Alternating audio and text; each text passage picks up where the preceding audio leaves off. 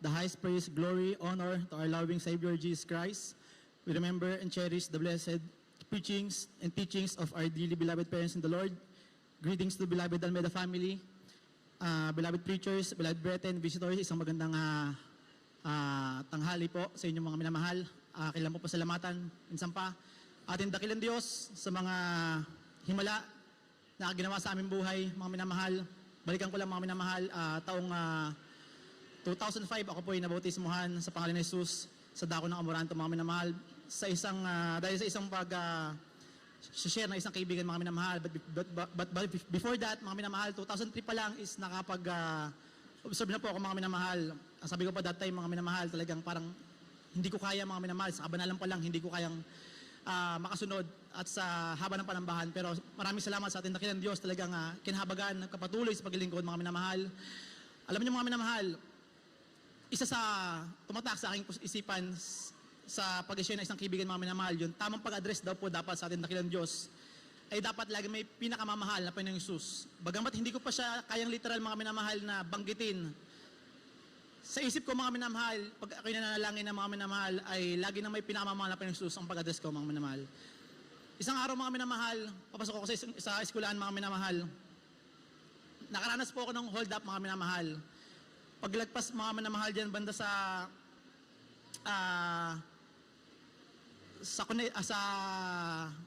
bago mag-welcome rotonda, mga minamahal. Ang usually, mga minamahal, ang ginagawa ko is umiidlip ako. Nakapwesto po ako sa may estribo, mga minamahal. Ang buong akala ko, mga minamahal, that time is may nag-aaway na mag-asawa. Pero nung pagmulat ko ng mata ko, mga minamahal, nagulat ako, mga minamahal, may nakatutok ng balisong sa akin dahil yung isang hold-upper is nasa may estribo, yung isa sa gitna, yung isa naman mas sa bandang driver, mga minamahal. Alam niyo, mga nag-iiyakan na po yung mga pasahero. Nililimas na, kinukuha na yung mga gamit ng mga pasahero, mga minamahal. Ako, mga minamahal, ang ginawa ko, nagkusa na akong kunin yung allowance ko sa bag para kako pag dumaan sa akin yung hold-upper ay hindi na ako takutin o kung ano pa man ang gawin sa akin, mga minamahal. Pero that time, sa isip ko, mga minamahal, talagang nanalangin na ako sa ating dakilang Diyos, sa ating pinamamahal na Jesus. Alam niyo, mga minamahal, nung nung kinuha na yung gamit sa katabi ko, mga minamahal, para pong wala nakita, nilagpasan lang po ako, mga minamahal, bumaba po yung bigla yung tatlong driver, mga minamahal. Maraming salamat sa dakilang pag-iingat natin, dakilang Diyos. Sa pagkakataong yan, mga minamahal, alam niyo, mga minamahal, sinabi ko sa nag-share sa akin na kaibigan, talagang sabi niya, grabe ba, pinagpala ka, talagang pinag-ingatan ka na ating dakilang Diyos, mga minamahal. Talagang maraming salamat sa ating dakilang Diyos. Pasalamatan ko rin po sa ating mahal na Panginoon Jesus, mga minamahal. Papasok pa rin ako sa eskwelahan, mga minamahal. Nung kinapa ko po yung wallet ko, mga minamahal, talagang wala na sa bulsa ko, mga minamahal. Hanggang nakababa ako ng jeep, mga minamahal, dumiretso ako palakad ng eskwelahan. Dumiretso po ako, mga minamahal, sa cubicle, mga minamahal, talagang tiras ko yung kamay ko, mga minamahal. Nanalangin ako, nagsusumama ako sa ating dakilang Diyos dahil andun po yung mga mahalagang resibo, mga minamahal, at yung allowance ko for a week. Hanggang kinahapon ng mga minamahal, tapos yung eskwela, mga minamahal, talagang wala, hopeless. Hindi po nakita yung wallet ko, mga minamahal. Hanggang nakauwi ako ng bahay, mga minamahal, kinagabihan, talagang nagulat ako, mga minamahal, may kumakatok po sa aming tahanan, mga minamahal. Yung mismong driver na nasakyan ko kinaumagahan. Dala-dala po yung wallet, mga minamahal, sila sa uli po yung wallet ko, mga wala pong bawas. Talagang andyan. Maraming salamat sa pagpapala ng ating dakilang Diyos, mga minamahal. Pasalamatan ko rin po, mga minamahal, sa ating dakilang Diyos, taong 2015, mga minamahal. Habang pa binabaybay namin, mga minamahal, papuntang Sunday service, mga minamahal, padalo kami, mga minamahal. Lagpas na po ng welcome rotonda, mga minamahal, bigla po nagbigil ng malakas yung sasakyan na ginagamit namin, mga minamahal. That time, akala ko ay naplat lang yung unahang gulong. Pero nung itinabi ko po, mga minamahal, nagulat ako talagang yung lahat ng lug nuts o yung tornilyo ng unahang gulong magkabila, mga minamahal, sobra pong luluwang dahil pinihit ko lang po ng daliri, mga minamahal, talagang matatanggal, mga minamahal. Imagine, mga minamahal, kasama ko po yung mag-ina ko, halos wala pang isang taon yung aking anak that time. Imagine kung hindi kami pinag-ingatan ng dakilang Diyos, talagang ano yung pwedeng mga disgrasya na mangyari sa amin, mga minamahal. Talagang napakadakilan ng ating Diyos. Hallelujah. Thank you so much, Dear Jesus. Hallelujah. At pasalamatan ko rin po, mga minamahal, habang pinagbubuntis po ng aking beloved wife, yung aming anak, mag-isa lang po sa aming tahanan. Nag-ilit po siya, mga minamahal, ng kakainin niya kinahapunan, mga minamahal. Sa pamamagitan ng kaserolang babasagin, mga minamahal, sa hindi nasang pagkakataon, mga minamahal, talaga pong biglang, nung nakatutok siya, mga minamahal, sa may kaserola, mga minamahal, bigla pong pumutok yung babasaging kaserola, mga minamahal, pero andyan, talagang pag-iingat, mga minamahal, wala pong galos, Wala pong nangyari sa aking balawid Glory to that time, God. mga minamahal. Thank you so much, dear Jesus. Hallelujah, hallelujah. Pasalamatan ko rin po, mga minamahal, talagang sa turo ng pagbigay, dyan din mga minamahal pagpapala.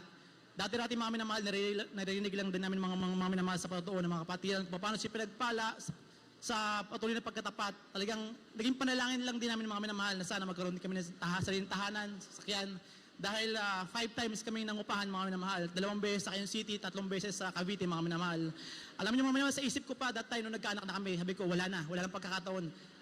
Hindi na kami magkakaroon ng sariling tahanan. Pero mali ako mga minamahal, talagang iba ang plano ng Dakilang Diyos mga minamahal. Taong 2018 mga minamahal.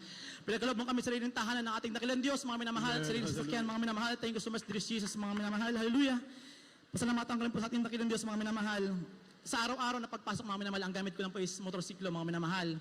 Talagang hindi maiwasan mga minamahal yung disgrasya. Andyan mga minamahal, talagang 2020 ata mga minamahal kung hindi ako nagkakamali. Umuulan mga minamahal.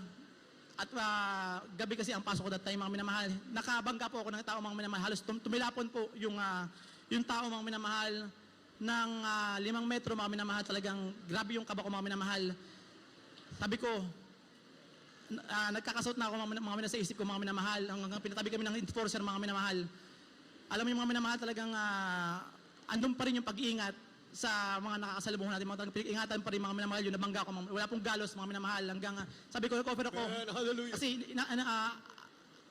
responsibilidad ko mga minamahal, sabi ko, daling kita sa ospital, pero ayaw magpadala mga minamahal.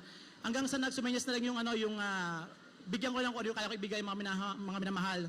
Nung naibot ko ng mga minamahal, bigla sumenyas yung enforcer mga minamahal na pinapaalis na po ako mga minamahal. Talagang maraming salamat sa Dakilang Diyos. Kasi mga minamahal, pwede pong ma-impound yung ginagamit kong motor. Yun lang po yung ginagamit kong pamasok mga minamahal. Talagang kung ma-impound dyan, mawala na akong ibang magagamit mga minamahal. At pasalamatan ko rin po sa ating Dakilang Diyos mga minamahal.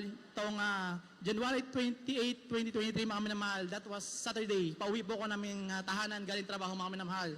Isa sa malaking discussion na nangyari sa aking buhay mga minamahal, habang binabaybay ko po yung airport road mga minamahal. Sa hindi inaasang pagkakataon mga minamahal, bumalikwas po yung motor na ginagamit ko pakaliwa. Sakto naman na may kasabay akong minibus o yung modern jeepney na puti mga minamahal. Alam niyo mga minamahal, pumailalim po ako sa bus na yan mga minamahal. At at very moment mga minamahal, para nag-slow mo. Nung pumailalim ako sa bus mga minamahal, naihabiling ko pa sa ating Dakilang Diyos. Sabi ko, bata pa ang aking mahal na anak, ikaw na po bahala mga minamahal. Nung nagulungan na po yung kaliwang braso ko ng huli ng gulong ng minibus mga minamahal, talagang andyan naman siyang dagliang kong pagtayo dahil sa sobrang sakit, sa sobrang hapdi na aking naramdaman that very moment mga minamahal. Alam niyo mga minamahal, nung pagtayo ko, nagsigaw po ako ng Hallelujah in Jesus' name, nagtatalon po ako. Walang tigil mga minamahal habang kinalma po ako ng isang rider mga minamahal dahil pilit ko pong inaaninag yung kaliwang braso ko mga minamahal dahil akala ko po is putol dahil lupay-pay po talaga wala pang pakiramdam. Manhid po siya mga minamahal. Alam niyo mga minamahal, ilang sandali pa sa walang humpay na pagsabit ng Hallelujah in Jesus' name, Hallelujah in Jesus' name. Naramdaman ko po mga minamahal, bumalik po yung pakiramdam na aking kamay mga minamahal. Talagang maraming salamat sa ating Dakilang Diyos mga minamahal. Andyan mga minamahal, nung naramdaman ko yung kamay ko, mga minamahal, bumalik po ako sa motor ko, nagmaneho ka pa uwi. Talagang iyak ako ng iyak sa pasalamat sa ating Dakilang Diyos dahil sino makakaligtas sa ganyang klase ng aksidente mga minamahal. Talagang hindi sa pag-ingat ang dating Dakilang Diyos, kung hindi sa panalangin nating minamahal na pastor, mga minamahal, talagang sino ako para pag-ingatan mga minamahal. Alam niyo mga minamahal, nagulat yung beloved wife ko that time nung pag-uwi ko dahil nakita niya pa yung jacket, bakas po yung gulong ng minibus at grabe po yung galos.